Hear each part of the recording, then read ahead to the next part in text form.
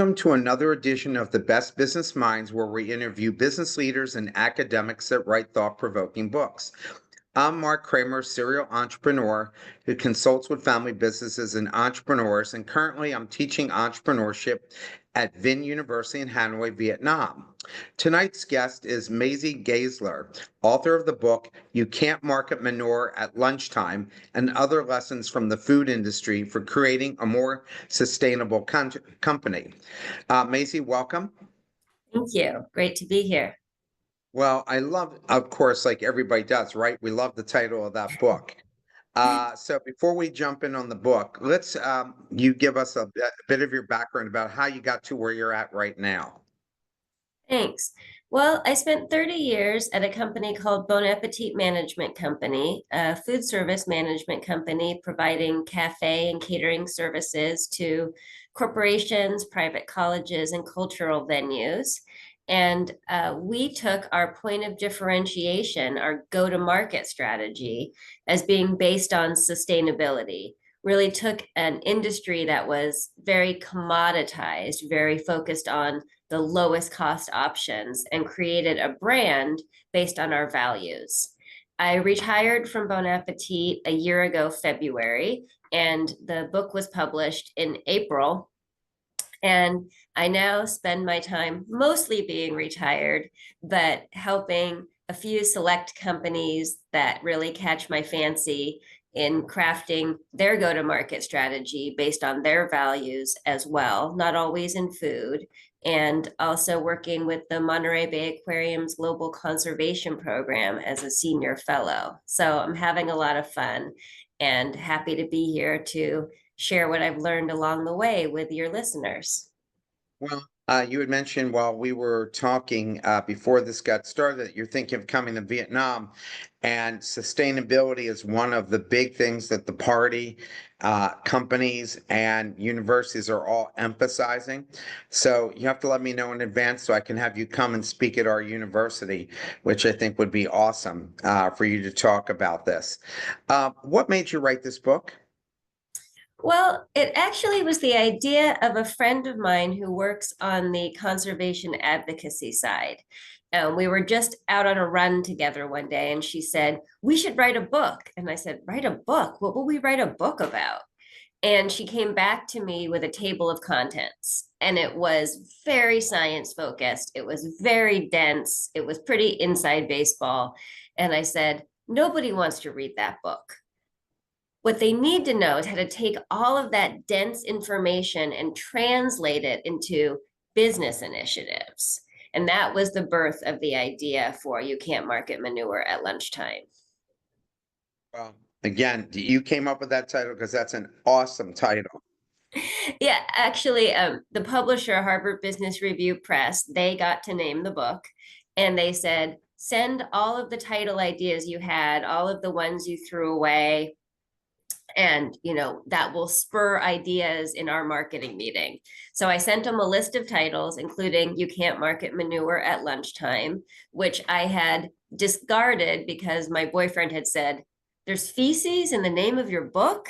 And I said, "Well, I guess that's kind of funny." So the editor at HBR Press came back to me and he said, "This never happens.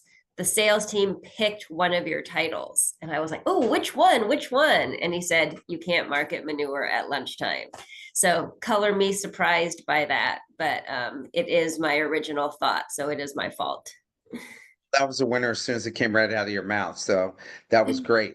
So let's jump into the book. In lesson one, the lesson emphasizes listening to diverse stakeholders, including customers, advocates, and even competitors, to identify potential sustainability initiatives. How do you reconcile potentially conflicting priorities and expectations among these different groups to ensure that the chosen battles align with the brand's core values and long-term strategic goals? Yeah, well, great question. You mentioned that that's from lesson one. I'll say the book is written in 5 lessons, and it's meant to be a practical how-to guide, not an academic exercise, but really, I pictured somebody being able to pick it up at an airport and read it on a cross-country flight, and finish with a a list of to-dos for their own business. And so that's why it's written in lessons. And I do talk about in lesson 1, it's how to pick your battles. And as you identified, there's diverse stakeholders that may have conflicting goals or conflicting values.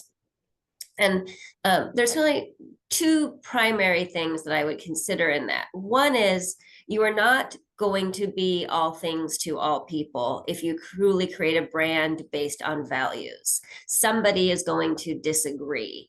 And so that might not be the best perspective for a broadcasting company. You might be more of a niche company. Now, Bon Appetit grew to be a $1.8 billion niche company. So when I say niche, I don't necessarily mean small. It can still be quite large, but you're carving out a particular perspective that's going to resonate with a particular set of people. Now, that said, even within that niche, there may be some discontent, some disagreement. And so as I was chief strategy and brand officer for a company that had hundreds of clients and served over 250 million meals a year, you can imagine not everybody agreed with all of the values that I was putting forth. And what I was willing to compromise on, I would always say, is the marketing, but not the operations. So, for example, we were the first food service company to make a commitment to cage-free eggs. And we had a client who was a university that had a large donor that was a conventional egg producer. And they said, we can't be talking about cage-free eggs on our campus. We just got $5 million from this alum. And so the compromise that we were willing to make quite easily was to not talk about the cage-free eggs on the campus. The compromise that I wasn't willing to make was to not buy the eggs. So we still bought the cage-free eggs. We still were making lives better for laying hens. We were still meeting our commitments that we had made publicly. But on that particular campus, we didn't put out the sign that talked about cage-free eggs. So you may need to massage your messaging, but you can't massage your actions. Managing a portfolio of sustainability ideas involves categorizing them as green commitments made, yellow in progress, red challenges. Given the complexities and the interdependencies of sustainability issues, how do you ensure that the pursuit of quick wins, easily achievable green commitments doesn't overshadow the importance of addressing more challenging, but potentially more impactful red issues in the long run? Yeah. So you're referring to a matrix that I suggest people create where you categorize, as you said, commitments into green, yellow, and red. Green are the things that you've done, you've made public. Yellow are the ideas that you're actively working on. And red is the category of ideas that you don't even know where to start or you're stuck on. The really hard things or that you haven't even gotten to. And of course, you want a big green list. You want to have this long list of public commitments, but you also need really large and active yellow and red lists, because that's how you're going to create market differentiation, by being actively working on these complex ideas and not simply focusing on the quick wins. I also suggest companies create another matrix and to have somebody pretty low level in the company do this, your newest employee. And that is to create a chart of all of the sustainability issues in your industry and how your competitors have made commitments and how you have made commitments based only on publicly available information. And that's why I say to have somebody really junior or somebody new to the company create this chart. Because if you do it, you know all the ins and outs of what you've done. You're going to make your section look the most robust because you have all the ideas in the background. But if someone's just going to your website, just going to your CSR report, the same as they are from your competitors, how do you stack up? Do you publicly look like a leader, or do you publicly look like you're keeping even with your peers, or you're lagging? When you have that information about how you appear from an outside perspective, then you can go back to that first matrix, the green, yellow, and red, and say, what do we have to pull out of that yellow category into green? What do we really have to spend time chewing on mentally in that red category to figure out the hard part, the sticky wicket, in order to create a leadership position in the public's perspective? I was wondering, with all the changes, the Trump administration, I'm not trying to get political here in the least, or pushing, where is sustainability going to end up here? Well, I think that sustainability has certainly taken a nosedive, unfortunately. If you look just at talking about climate change, just at talking about being um, net neutral by 2030, many companies and many organizations are backing away from those claims because of pressure from the current administration. And I think that it's the headline and the big truth is that we are having these climate deniers that are now in power. I think the small sort of asterisk to that is that most companies weren't on track to meet those 2030 commitments anyway. And so it's kind of a nice excuse to be able to take it off your website because now it's fallen out of favor publicly because you weren't going to meet that commitment as well. That said, there are some companies that are sticking by commitments and getting a lot of market credit for it. Look at the difference between what's going on with Costco and with Target. So, Costco, which has historically been a kind of under the radar player when it comes to their values, they don't like to lead stories. Their corporate culture is to always be humble, to never take credit. They have stuck by their DEI commitments and have gotten huge attention for it. And people making videos on TikTok about joining Costco and doing Costco shop-ins. Conversely, Target, who had previously gotten a lot of credit in the past for being focused on gay pride and being an inclusive store, has moved away from their DEI commitments and has been boycotted. And there's a ton of content. If you look at any like Target social media, the number of comments just slaying them, the public is pissed. So it's not the time to absolutely run from your commitments. You may want to be a little quiet about them in certain circles. As I said, we can always massage the marketing as long as we keep operations on track. But if you stop now, if you stop moving forward towards climate neutrality, towards your DEI commitments, whatever you define sustainability as, the pendulum politically is going to swing the other way, be it in 4 years or in 8 years. It's going to come back around.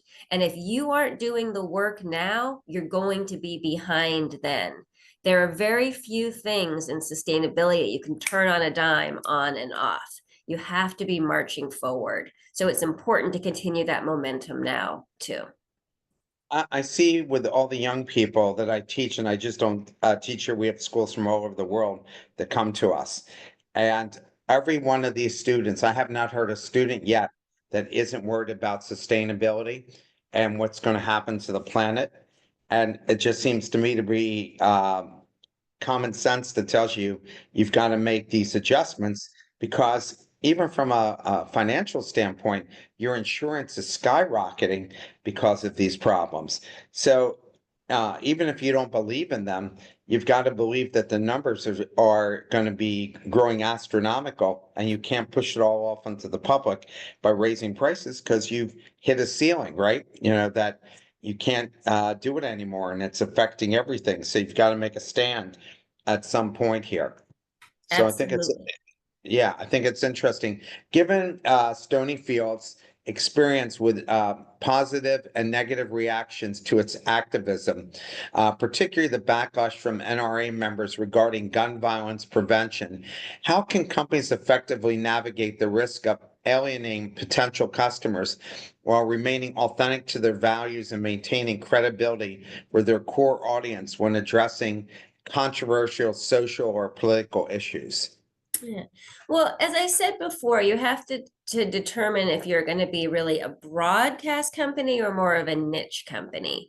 And in the time that you're talking about, Gary Hirschfield, who's the founder, co-founder of Stonyfield Organic Yogurt and was CEO, he decided to take a stand on gun violence. And he put on the lids of the yogurt containers some message around gun violence.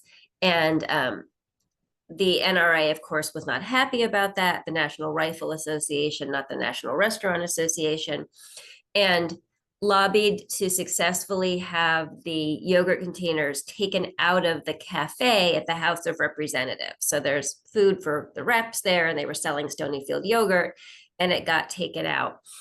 With the line being that your yogurt is too political for the House of Representatives, which Gary thought was pretty ironic.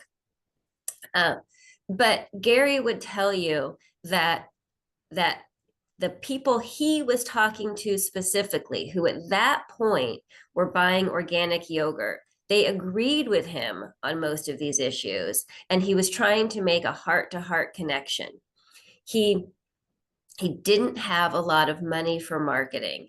He says, and I've got to think about this to get this right, his gross margins were smaller than his competitors' net margins. His gross margins were smaller than his competitors' net margins. So he didn't have the money to spend on marketing. And so he had to create something that was eye-catching, something that would stick in people's minds, and something that would appeal to their hearts to get them to buy his yogurt. In fact, many years later, he made a baseball cap that was red, that looked just like a MAGA cap. This was during Trump's first administration. And it said, grab them in the midterms. I mean, that's a pretty extreme statement, to a pretty salacious statement to put your corporate logo on. But Gary felt that they needed to take those kind of grassroots marketing efforts to be risky, to get the attention of people, because he didn't have money to spend on television advertising or the more traditional channels. Does that mean that he alienated people? He probably did, but he did the risk reward calculation and decided the people who were going to buy organic yogurt were more likely in his category politically than in the other. Yeah, I think he was definitely making sure he connected with his own target market for sure. Purdue describes a journey towards transparency, including opening up to scrutiny from animal welfare groups. What are the biggest internal challenges when fostering a culture of transparency within a large established organization like Purdue Farms? And what specific strategies can leadership employ to overcome resistance and ensure that transparency is consistently practiced across all levels of the company? Yeah. Well, of all of the companies I talked to, and I interviewed 12 different people for the book, Purdue is probably the most mainstream brand, probably the brand that isn't trying to speak to just the political left. And they found themselves in kind of a pickle. A animal rights organization, Compassion in World Farming, had gone kind of undercover with a Purdue chicken producer, a contract producer, and had exposed that there were chickens that were being raised for Purdue that were being treated inhumanely. And the story got picked up by Nicholas Kristof, who wrote for the New York Times about it. So from a PR crisis standpoint, a pretty major one, right? Nicholas is not just the New York Times, which is bad enough, but it's Nicholas Kristof in the New York Times. He doesn't get kind of a bigger platform than that when talking about these issues. And Jim Purdue said to his head of live operations, "Did we know the chickens look like that?" And he said back, "No, we didn't." And Jim's response was, "Well, then we should thank Leah." Leah being the head of Compassion in World Farming that had exposed all of this. So instead of taking the defensive position of it's not that bad, or who cares about chickens, or what were you doing on our chicken barn anyway, he took the position of gratitude for having created transparency within his organization, giving them better view into what was going on so they could ask questions about why didn't our systems catch this? Why was this allowed to happen? And then turned around and decided to become more transparent externally. They actually invited in more animal welfare groups. They invited in more journalists to see the rest of their operations, to show that this was an outlier, to show that they were making great strides towards better chicken welfare, more than their competitors were. And so they really turned around the story to become leaders by being more transparent. In fact, he won an award from Compassion in World Farming after this. That's a turnaround.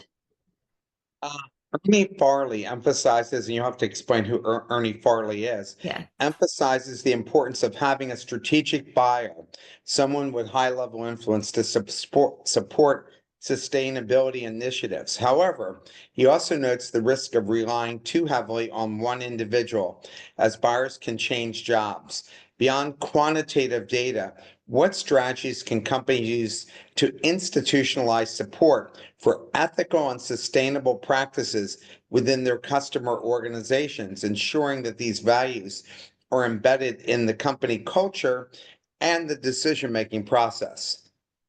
Yeah. So Ernie Farley is a partner at a company called Good Farms. They are a strawberry and tomato producer, farmers. They farm from California down through Baja into Mexico. They're what you would call agribusiness. This is not a small scale local farm. This is big business ag.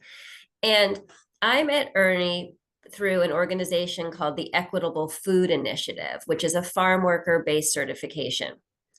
And we were both founding board members, but we got to the initial ideas meetings in very different ways. So Ernie was there because one of his largest customers, Costco, as it turns out, had said, "We're looking for companies to step up and be leaders and figure out this equitable food initiative thing." That was said to a room of a couple hundred people. But Ernie and his partner said, if we've got a customer, a big customer, that's asking for leadership, we're going to take that position. We want to get closer to our biggest customer, and whatever they ask, we will do. They were the only company willing to take that risk, but it got them a lot of face time with that big customer, with Costco. It got them into the inner sanctum in a different way than if they had just been staying with the other 200 suppliers that didn't step up. Now, I was there, excuse me, from a purely values perspective. Farm workers issues had been on that red list for me for a lot of years. That list of things I want to take action on, but I can't figure out how to do anything. So when I was presented by an opportunity by the United Farm Workers and Oxfam to join this group to work out how we could all come together and move forward farm workers' rights, I showed up. So Ernie and I are both there, but for very different reasons.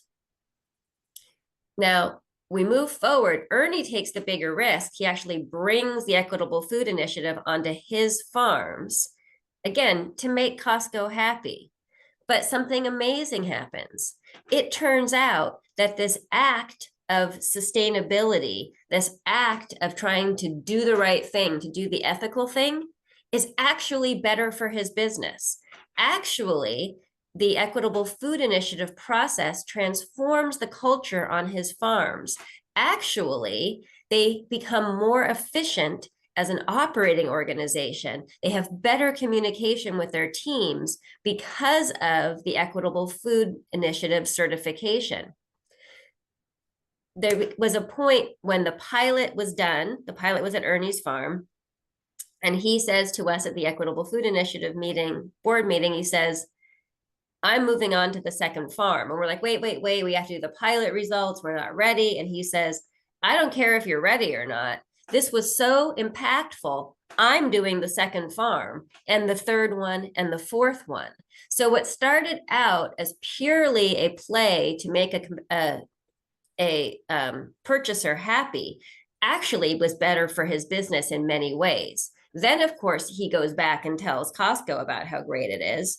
Then when Whole Foods is interested in the Equitable Food Initiative, where does Whole Foods go to see it in action? You better believe it, to Ernie's farm. So now he's had the CEO of Costco on his farm. He's had the CEO of Whole Foods on his farm. None of that would have happened if he hadn't taken that risk and moved first. And so that's a chain reaction to everybody else that also got involved, which was good for the planet. Fidel Baccio, how do you pronounce that name? Baccio. Baccio, sorry, emphasizes that you can't cut costs to success, which anybody in business knows you can't cut your way to success, and that generating revenue is key, even if it means paying more for sustainable products. In practice, how can businesses effectively measure and communicate the ROI of sustainability initiatives to stakeholders, including investors, employees, and customers who may prioritize short-term financial gains over long-term sustainability goals? Yeah. So Fidel Baccio was the co-founder and CEO of Bon Appetit Management Company and my boss for 30 years. I learned so much from him, and his fingerprints are all over this book. And he's quoted many times. And as you say, one of the things that he drilled into me is you can't cut costs to success. Often when people think about sustainability, they're completely focused on the cost. It costs more to do this. And in many cases, that is true. There are some exceptions. When you talk about reducing waste, that's a sustainability win and also a financial win. But in many cases, it is true that the more sustainable product costs more. And so people get focused on, we can't afford it. It's going to cost too much. But what Fidel suggests you do is to think about, how much revenue am I going to get from this? How many more customers will I get? In the food business like ours, you've got two drivers of revenue. You've got frequency, how often somebody comes to the cafe, and you've got average check, how much do they spend when they come to the cafe? And Fidel believed and proved out that people would come more often and they would buy more if the food in the cafe aligned with their values, if they felt good about what they were buying. They would come more often and they would buy more. So he focused really on those top line sales, and then felt if you had good business discipline, that the bottom line would work too, right? But that if you just focused on cost, you were missing the forest for the trees. You have to drive revenues, and sustainability can be a revenue driver.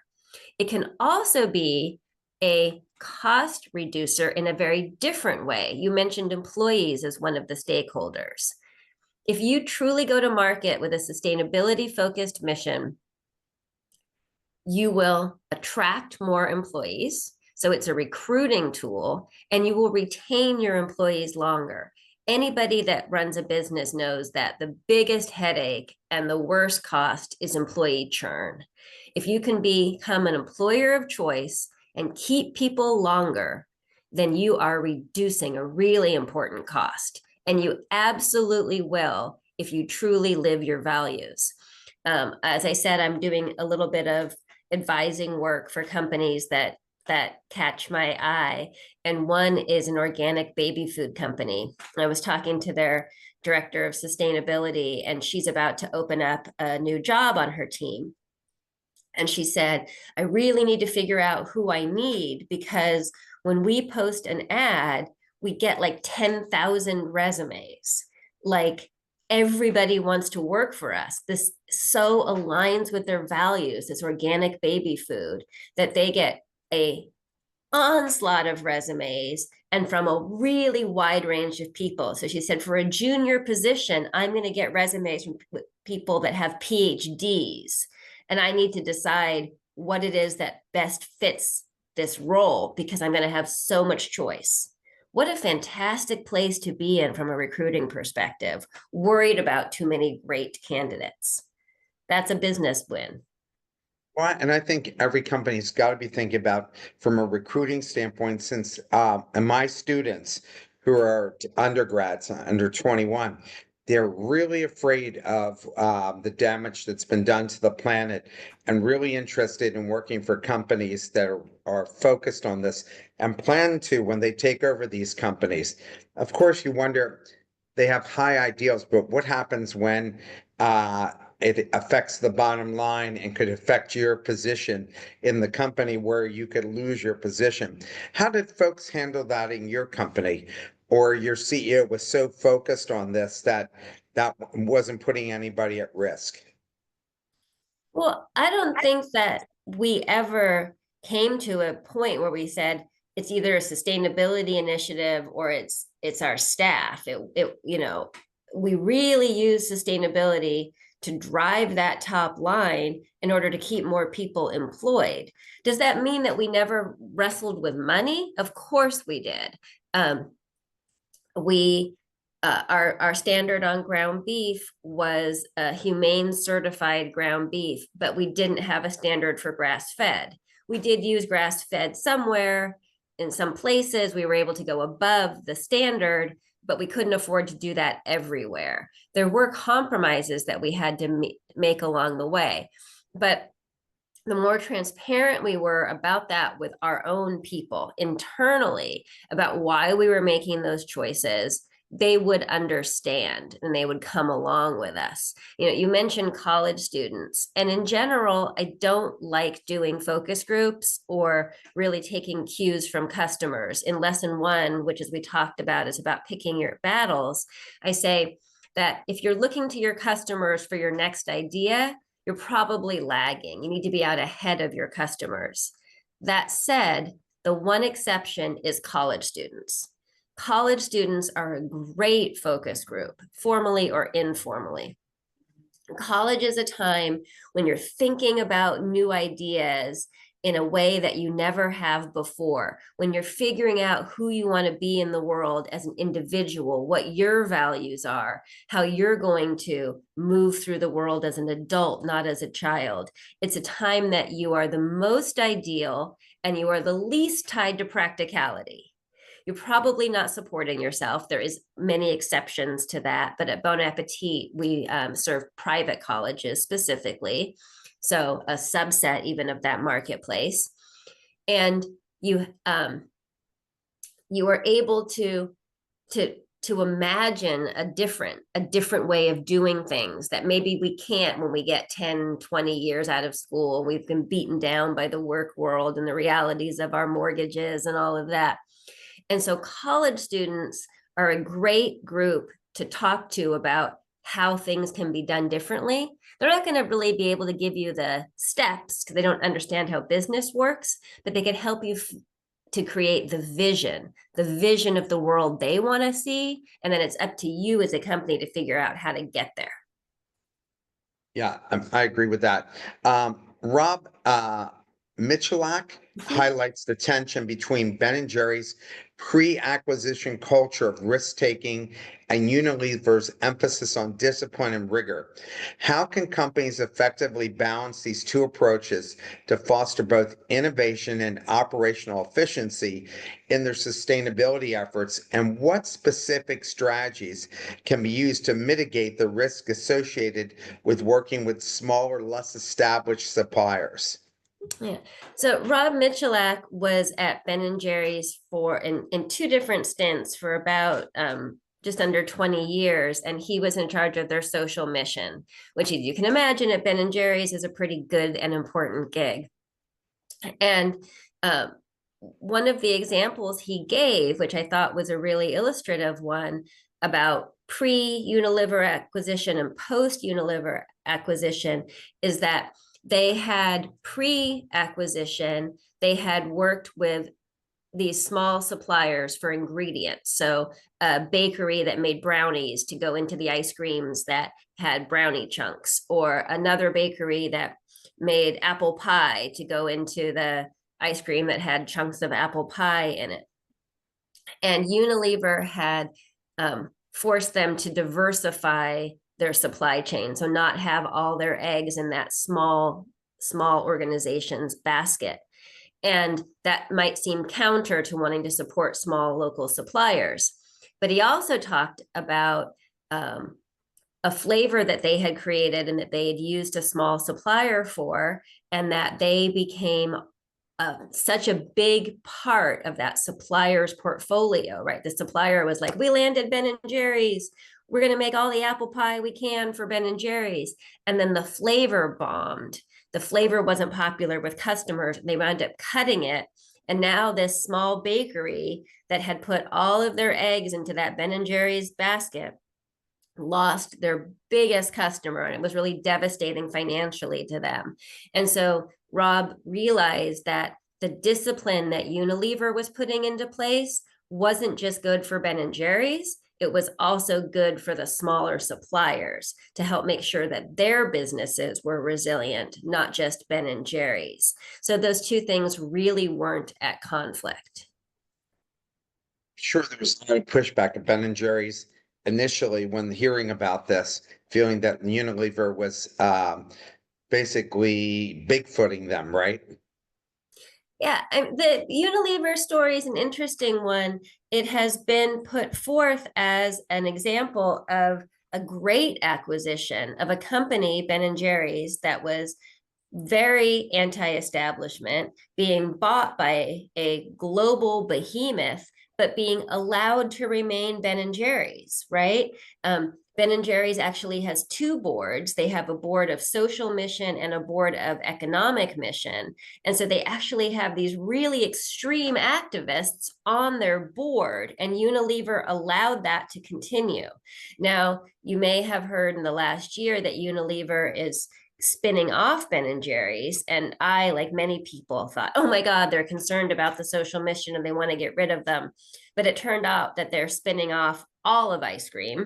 It's more about freezer space than it is about politics. However, just in the last few weeks, Ben and Jerry's has taken some really public stands around DEI and social issues, conflicting with what the Trump administration is doing. And Unilever has come and tried to tamp that down. So I think that there's always going to be tension there, but hopefully both organizations are better for that tension. Tension doesn't have to be negative. Tension can strengthen both of us. Yeah, no question about that. Roma McKeag, am I saying that right? Yes. Emphasizes the importance of integrating ESG into company strategic planning process and annual operating plan. What specific tools or frameworks can be used to effectively translate broad ESG commitments into concrete measurable actions and KPIs, which is always in Asia a big thing, the KPI, that are embedded within the responsibilities of different functional areas such as procurement, R&D, and supply chain? Yeah. So Roma was working for a large food production company, a food manufacturer. And when she came in, she saw that they were scoring well on all of these sustainability assessments, external assessments. They were doing well. And then it had kind of tapered off. And what she realized is that they were getting these great scores from these advocacy organizations while they were making commitments. So they were saying, we're going to do this in the next 5 years. We're going to do this in the next 10 years. And the advocacy organizations were like, great, great. Give them good scores. Then that 5-year period of working, or 10 years, started, and they kind of quieted down. And she could see that there was a cliff coming, that they weren't actually going to make those commitments real, and they were going to start scoring very poorly when the 5 years was up and the advocacy organizations said, okay, where are the results? And so what she realized that they needed to do was first make sure that the commitments they had made were the right ones. They had 14 different operating companies. And she said, not every company should have all of the same commitments. So she outlined all of the commitment areas and got with each of the functional CEOs to say, does this commitment make sense to you? Where do you want to be in this dimension of sustainability? Do you want to be a corporate leader? Do you want to be even with your peers? Or do you just want to not be the bottom? Got to be honest about that. And then once she had developed those specific goals based on the specific operating brands, now she had the ability to create the KPIs you're talking about and to funnel those throughout the organization. So you need to make sure that everybody is incented towards your goals. I'll give you an example of the counter from my own experience. I mentioned that we get a commitment to certified humane ground beef. So we worked with a purchasing company, a group purchasing organization, and they were incented, their category managers, to get the lowest cost product. So when I asked the sourcing professionals to get us certified humane ground beef to meet our purchasing standard, which was more expensive, the person doing that job actually scored worse on his own performance appraisal.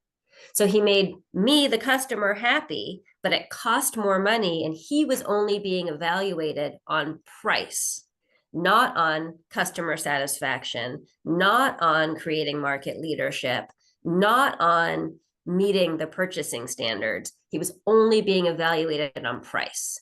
And so his KPIs needed to reflect his full job and full responsibilities, including to sustainability, in order for him to be incented to support our sustainability initiatives.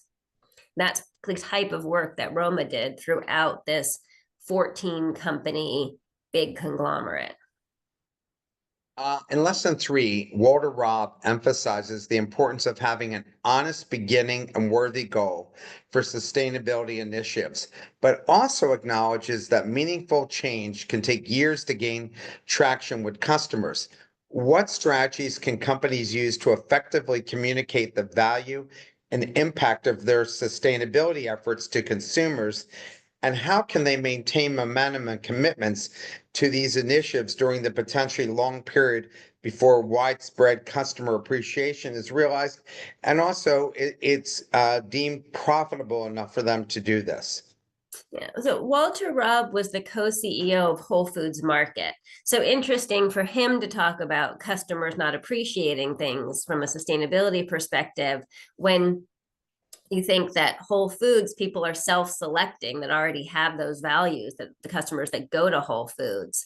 And one of the things he talked about was their efforts on humane treatment of farm animals. They actually created a nonprofit called the Global Animal Partnership, and they went through this multi-year process of bringing together a whole host of diverse stakeholders, from the animal producers, the biggest animal companies, all the way to the most extreme advocates, and brought them together for these really unique dialogues to create a set of progressive standards that became Global Animal Partnership. And it was a huge amount of company resources, human resources, to do this. You know, we all have a limited number of hours in the day. And at the end, they found out that the Whole Foods customer had just assumed Whole Foods meats were already humane, just like they have such a great brand halo at Whole Foods that the customers didn't appreciate all of this work around the Global Animal Partnership because they just thought that Whole Foods was already doing that. They'd already gotten kind of kudos that they didn't really deserve. And that's an important point to take a step back and say, why are we doing this? Are we doing this purely for customers? Or are we doing this because it's truly the right thing to do? And I think in most cases, you can do both. And I really want to be clear that my lessons are about doing the right thing and getting market advantage for it, not just about doing the right thing because you're pure of heart. However, sometimes you have to do the right thing to earn the market advantage you already have. And I think that's where Whole Foods was. They already had the market advantage, but maybe they weren't really doing everything that customers thought they were. And at some point, that house of cards will collapse. If customers are giving you credit, more credit than you deserve, somebody like Nicholas Kristof will wind up writing a piece and pop that bubble and let people in on the secret that you're not really as great as that halo looks. So it's still important to do the hard work, even if customers don't initially understand it. Yes. Lisa Dyson emphasizes the importance of having a bag, BHAG, as a North Star. You have to explain what that is, but also stresses the need to revisit the company's core assertions quarterly. How can leaders effectively communicate the rationale behind potential shifts in strategy to their teams, ensuring that employees remain committed to the long-term vision, while also embracing the agility required to adapt to changing market dynamics? So, Dr. Lisa Dyson is the CEO and co founder of a company called Air Protein, of which I am a board member. And she set a North Star or a BHAG, a big, hairy, audacious goal of becoming the number one meat company in the world. Now, why did she want to be the number one meat company in the world? Because she believed that reducing our reliance on animal proteins was the best thing that she could do to stem climate change. So she wanted to be the number one meat company in the world without any animals in the supply chain, using a protein that's made of the elements of air. It's a technology that NASA was exploring a few decades ago in their quest to feed people on Mars, if we were ever to populate Mars. And they never completed it and they never commercialized it.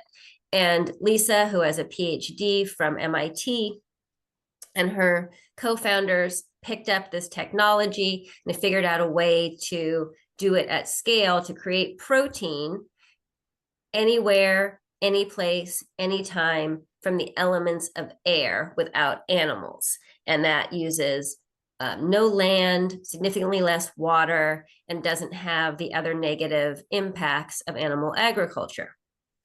So again, that goal was to become the biggest meat company in the world, or the number one meat company in the world. Well, you fast forward a few years from when she set that big, hairy, audacious goal, and we have Beyond Meat go public, and then the stock just craters, right? Beyond Meat, if you've been following the alt protein market, at one point their stock price was down 90%. And so investors aren't looking to invest in the alt meat space.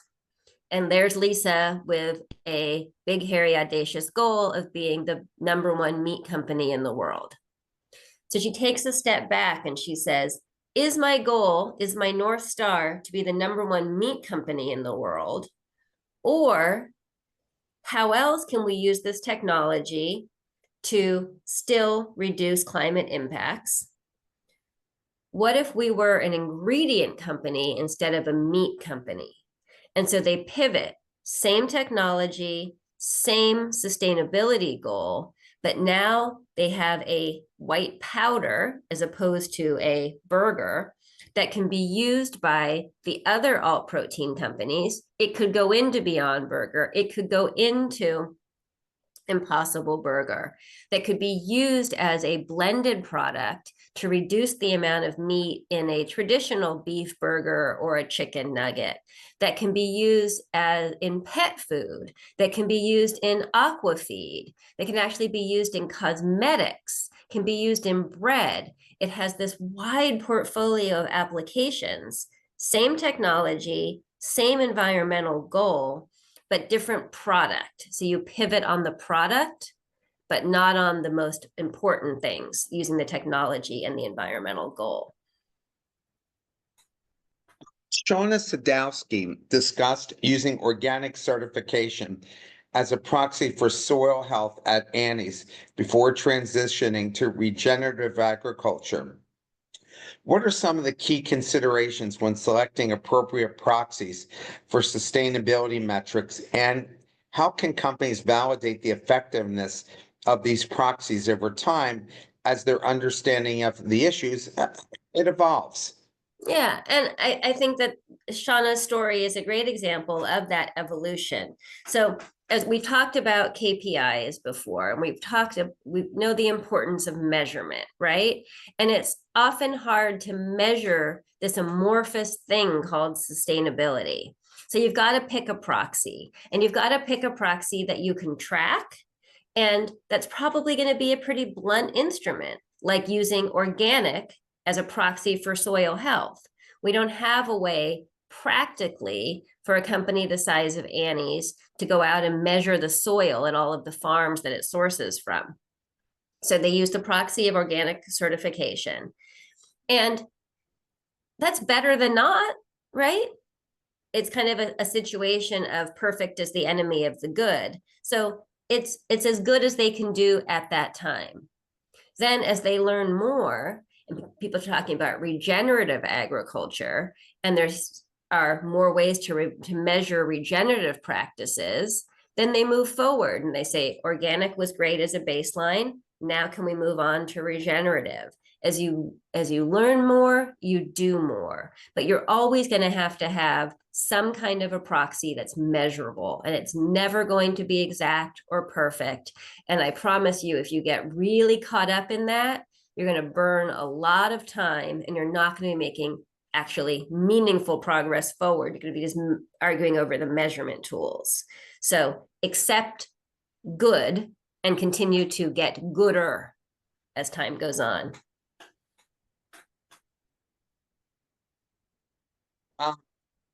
The lesson in lesson 4, the lesson emphasizes radical transparency, even when it's uncomfortable. And you've talked about that this evening today as well. How can companies balance the need to be open about their shortcomings with the risk of damaging consumer trust and brand reputation, particularly when those shortcomings involve complex or technical issues that are difficult for the average consumer to understand? Well, I actually would turn that on its head and say the way that you get trust from consumers is about being honest about your shortcomings. So there's a stat: 68% of consumers believe that corporations are negatively impacting our country in the US. It's a pretty high percentage, right? At the same time, there's another stat: 71% of consumers are searches for the term sustainable goods rose by 71% over a 5-year period. So consumers are looking for sustainable goods, and they don't trust corporations. And the way to create trust is to be honest.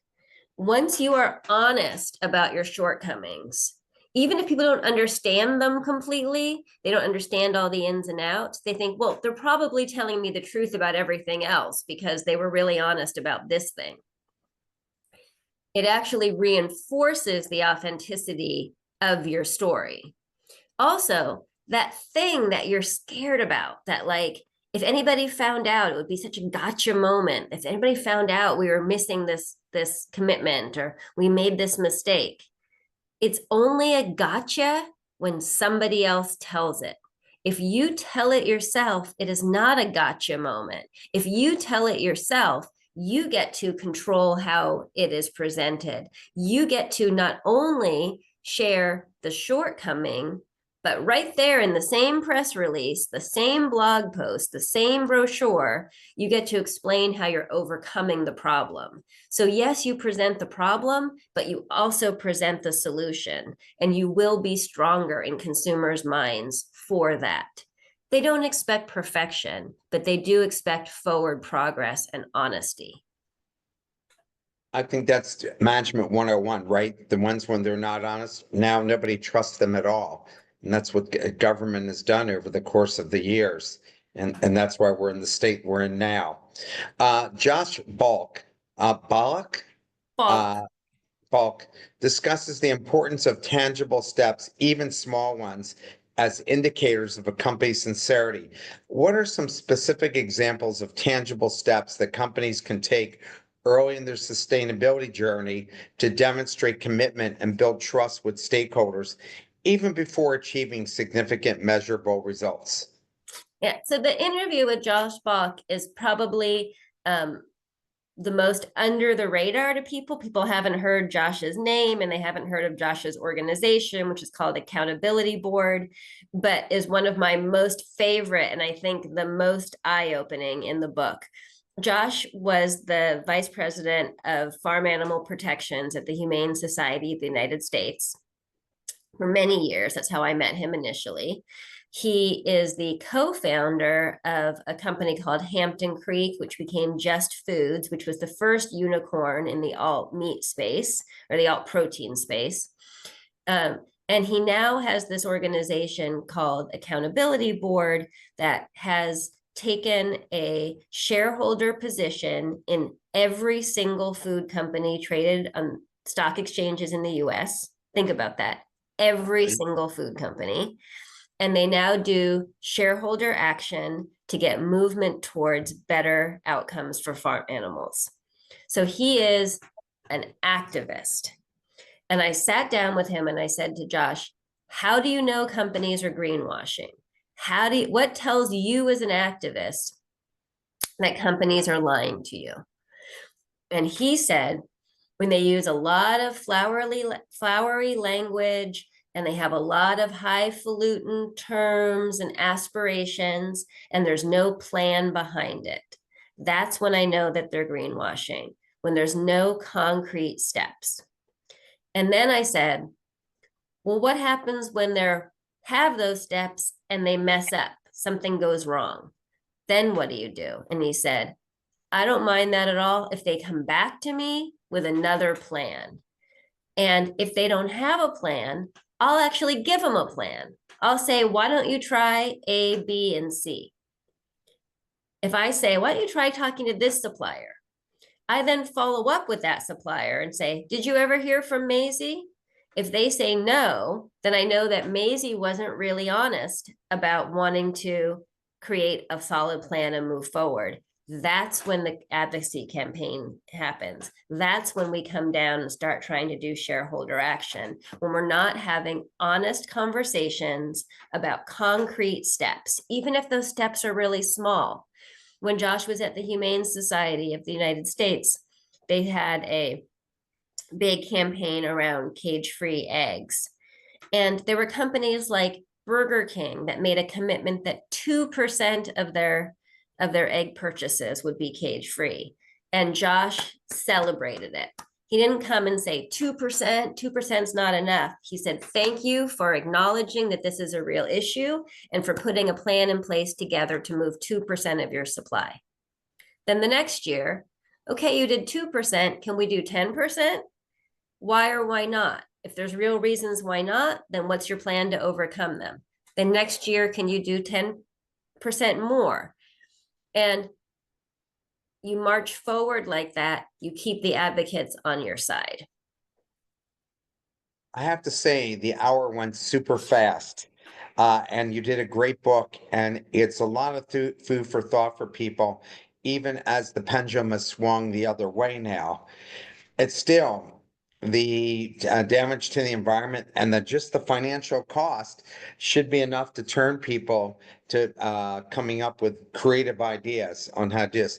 In Vietnam, I live in unfortunately, the most polluted city in the world, Hanoi, number one for like 3 years running. But for the leadership of the country, sustainability is at the top of their list of investing in, because Wow. they realize the damage to the country from a health perspective, and even tourism, which they rely on heavily, tourism has been detrimental to the country, and they know they can be much further ahead if they focus on these. So big investments are being made.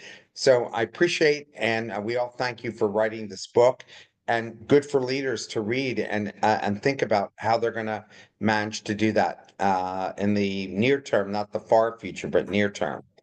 Thank you so much for taking the time to speak with us. Thank you. And all the examples that I gave were food examples, but the lessons from the book are applicable across industries. I'm working with a battery company now. We all can do better. And I hope I can be a part of helping. No question. Thank you so much. Thank you.